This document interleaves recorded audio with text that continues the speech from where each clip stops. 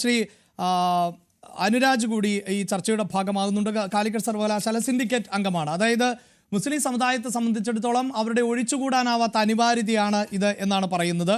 അതുകൊണ്ട് തന്നെ ഹിജാബ് ധരിച്ചു കൊണ്ടുവരുന്ന ഒരു കുട്ടിയെ എന്തിനു വിലക്കണം എന്നുള്ള ഒരു ചോദ്യം അവർ ഉന്നയിക്കുകയും ചെയ്യുന്നു. ഹിജാബ് ധരിക്കാത്തവർ അത് ധരിക്കാതെ വന്നുകൊള്ളട്ടെ എന്ന നിലപാടുമാണ് സ്വീകരിക്കുന്നത്.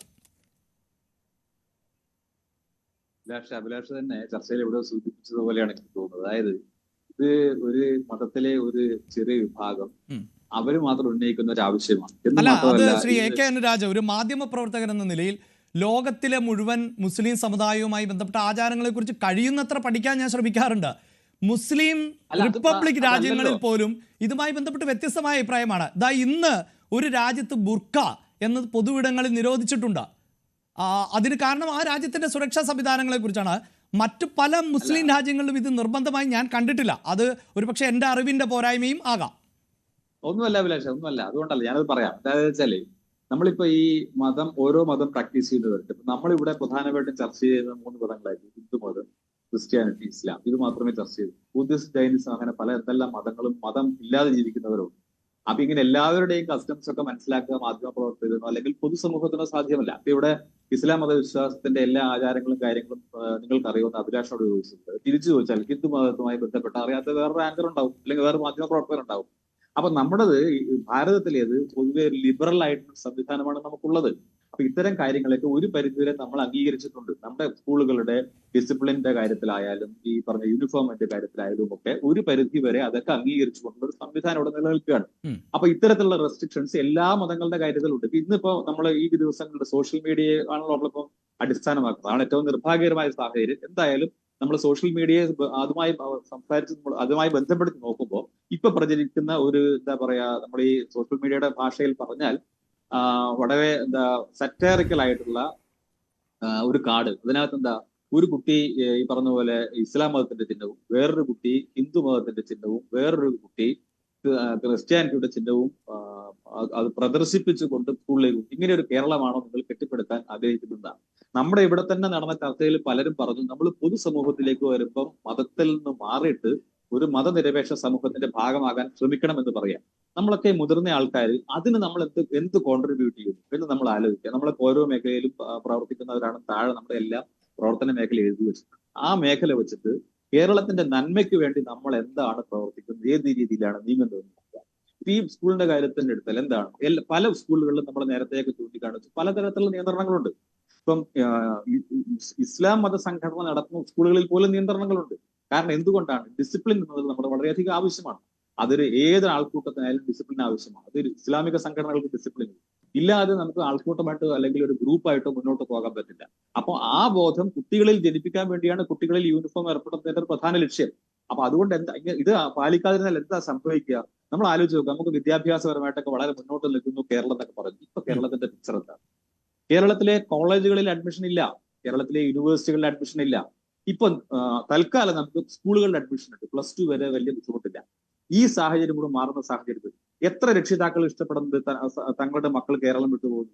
കേരളം ഭാർഗവി നിലയമാണ്. ഈ വൃദ്ധ ദമ്പതികളുടെ വീടുകളാണ്. എത്രയോ വീടുകൾ ഒഴിഞ്ഞു കിടക്കും. പത്തനംതിട്ട ജില്ലയിൽ അത്ര, മറ്റേ ജില്ലയിൽ ഇത്ര കണക്കെടുക്കുകയല്ലേ മാധ്യമപ്രവർത്തകരും പൊതുസമൂഹമൊക്കെ? വളരെയധികം വേവലാതിപ്പെടുകയാണല്ലോ.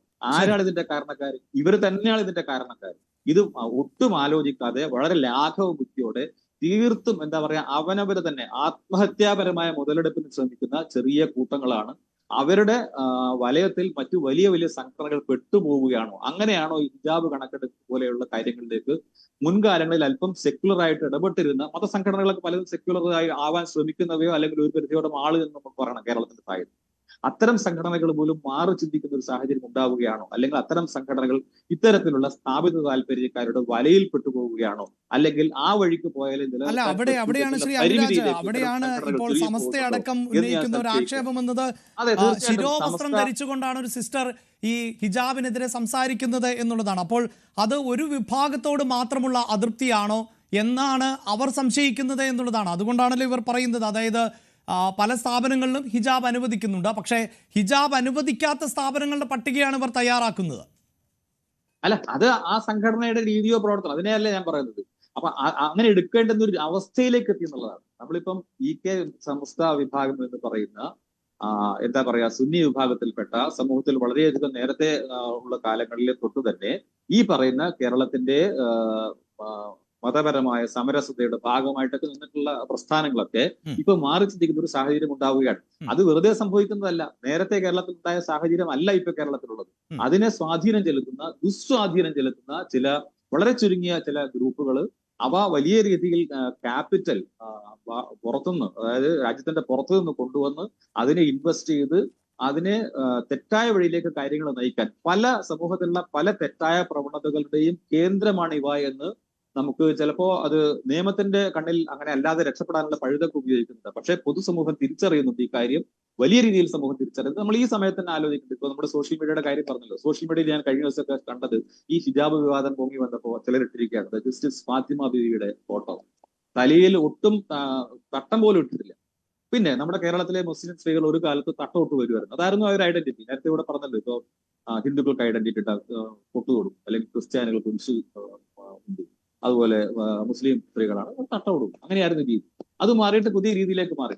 അത് അവർക്ക് മാറാനുള്ള സ്വാതന്ത്ര്യം ഉണ്ട്. കാരണം ഒരു ഇൻഡിവിജ്വലിന് അവരുടെ വസ്ത്രധാരണത്തെ തീരുമാനിക്കാം.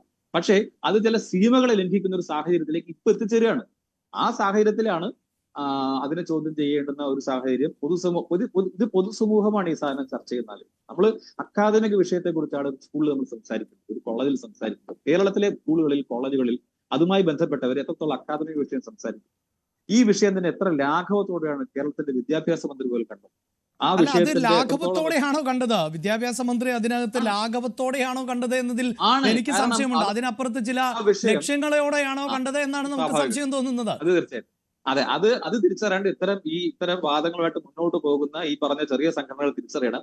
അത്തരം രാഷ്ട്രീയ താല്പര്യങ്ങളുടെ ഇരകളായിട്ട് തങ്ങൾ മാറുകയാണ്. അതുവഴി തങ്ങളുടെ തന്നെ എന്താ പറയാ ഏത് രീതിയിൽ തങ്ങളുടെ സമുദായത്തെ അവർ രൂപപ്പെടുത്തണമെന്ന് ആഗ്രഹിക്കുന്നുണ്ടോ അവർ ഇവരുടെ ഇരകളായി കേവലം കരുക്കളായി മാറുകയാണ്. അവർ നാളെ നിലപാട് മാറ്റും.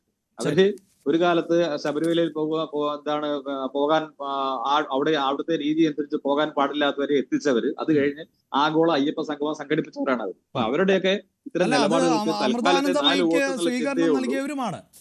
അതെ എത്രയോ ഉദാഹരണങ്ങൾ ചൂണ്ടിക്കാണിക്കുക. അത് ഇത്തരം സംഘടനകൾ വലിയ ബുദ്ധിയുണ്ടെന്നും അതിനപ്പുറത്തേക്ക് കുബുദ്ധി ഉണ്ട് എന്ന് വിചാരിക്കുന്ന ആൾക്കാരും ആൾക്കൂട്ടങ്ങളും ഒക്കെ അതൊക്കെ മനസ്സിലാക്കുന്നതാണ്. അത് വലിയ രീതിയിൽ കേരളത്തിന്റെ സോഷ്യൽ ഫാബ്രിക്കിന് വലിയ രീതിയിലുള്ള തിരിച്ചടി ഉണ്ടാക്കുമെന്ന് മനസ്സിലാക്കണം. ചെറിയ അതാണ് സ്വാഭാവികമായി. ഇപ്പോൾ രാഷ്ട്രീയമായ കേന്ദ്രങ്ങൾക്ക് രാഷ്ട്രീയമായ ലക്ഷ്യങ്ങൾ ഉണ്ടാകും. അവിടെ അനുരാജ് സൂചിപ്പിക്കുന്ന പോലെ അവർ നിലപാടുകൾക്കനുസരിച്ച് മാറി മറിഞ്ഞു എന്നിരിക്കും. ഇപ്പോഴും മന്ത്രിയുടെ ഭാഗത്ത് നിന്നുണ്ടായ പ്രതികരണം എന്നത് ഹിജാബ് ധരിക്കണം എന്ന് തന്നെയാണ്. പക്ഷെ ഞാൻ മനസ്സിലാക്കുന്നിടത്തോളം 2018 കൃത്യമായ ഹൈക്കോടതിയുടെ ഉത്തരവ് സ്ഥാപനങ്ങൾക്ക് അവരുടേതായ സ്വാതന്ത്ര്യമുണ്ട് എന്ന് തന്നെയാണ്. അതായത്